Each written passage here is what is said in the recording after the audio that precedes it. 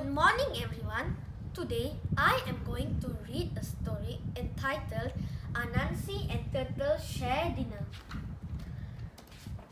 Ah, dinner time, said Anansi the spider. My favorite time of the day. He opened his oven to sniff the yams he was baking. He cried. This yam smells just right. Anansi's table was set with a pewter plate, knife, and fork. As he was about to place the yams onto the table, he spied his friend Turtle out his window.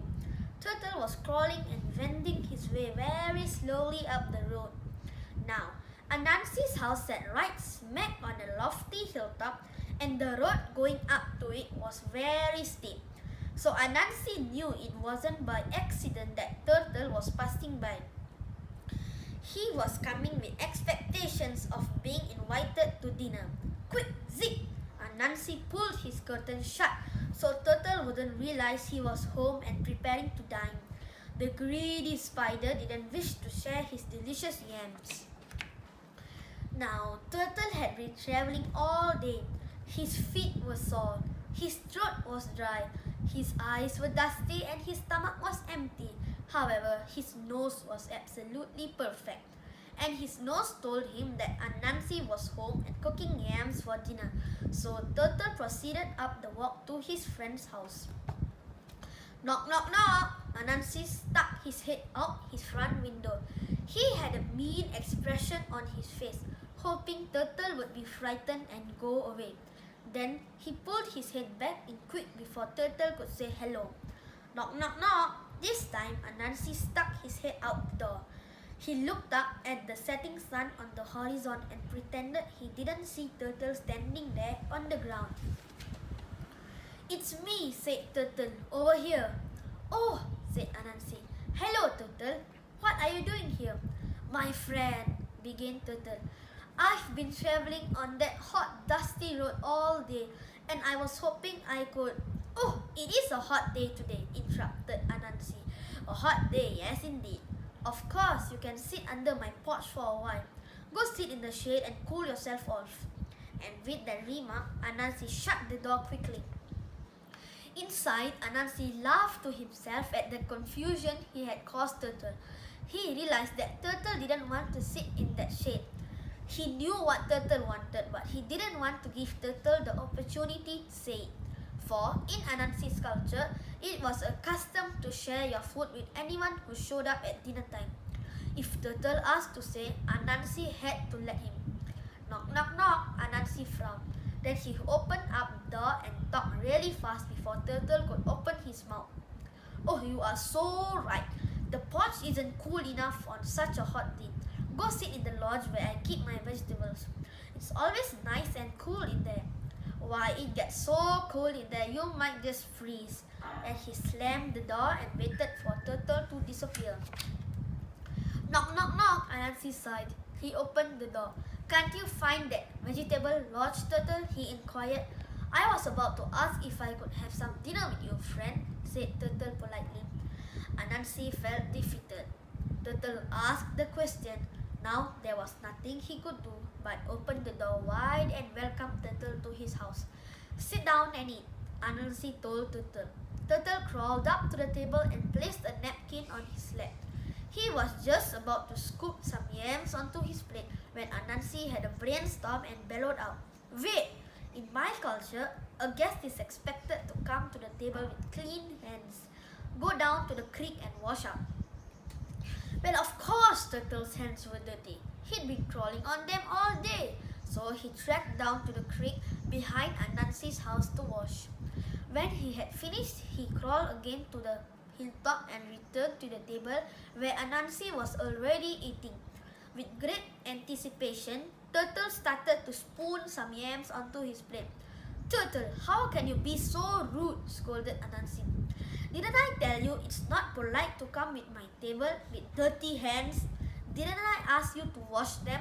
Please do that. Turtle looked down at his hands. Indeed, they were dirty again, because he had crawled back from the creek on the dusty part. What could he do? He got up and crawled back down to the creek to wash again. Meanwhile, Anansi was devouring the yams as fast as he could. This time, when Turtle crawled back from the creek, he made sure not to wander off the grass so his hands would remain clean. When he returned to the table, he was just in time to see Anansi stick the last yam into his mouth, chew it and swallow it. Disappointed, Turtle looked down at his empty plate. An idea dawned on Turtle.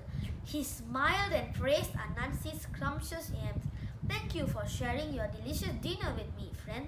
You must have dinner with me at my house soon."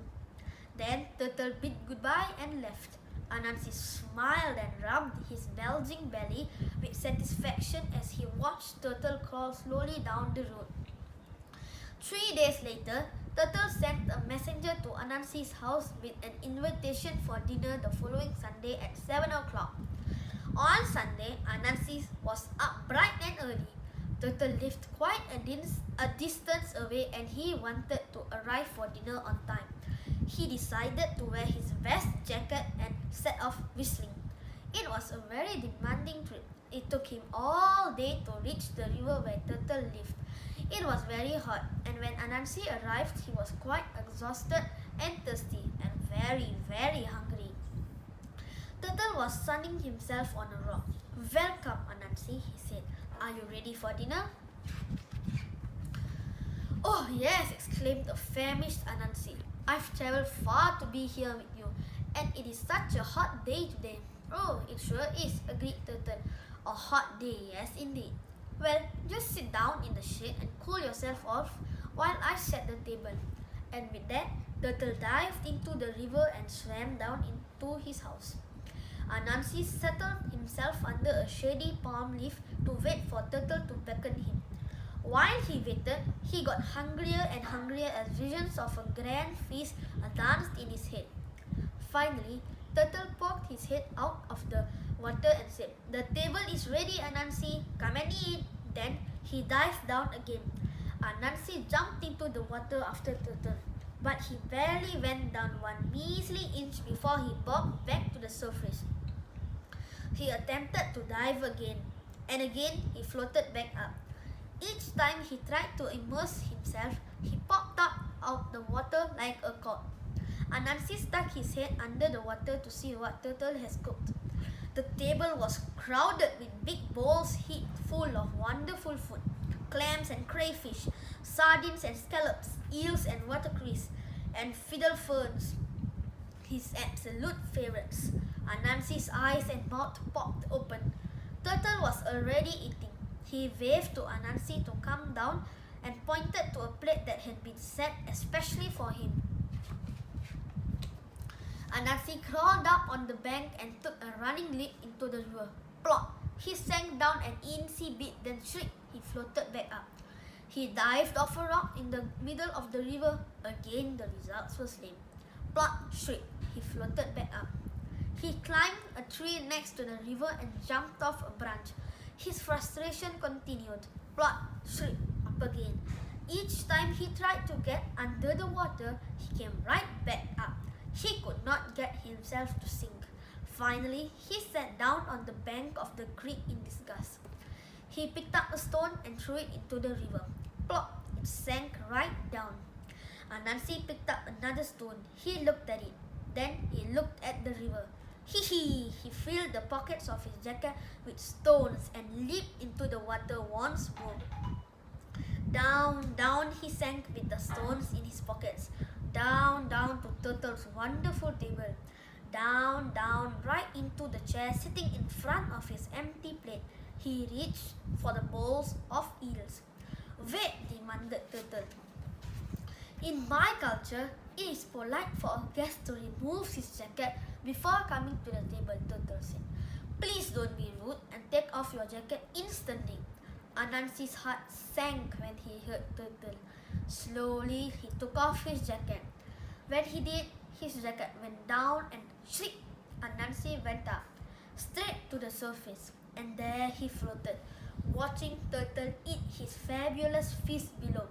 So remember this: when you try to outsmart someone, you just may be outsmarted instead. Thank you.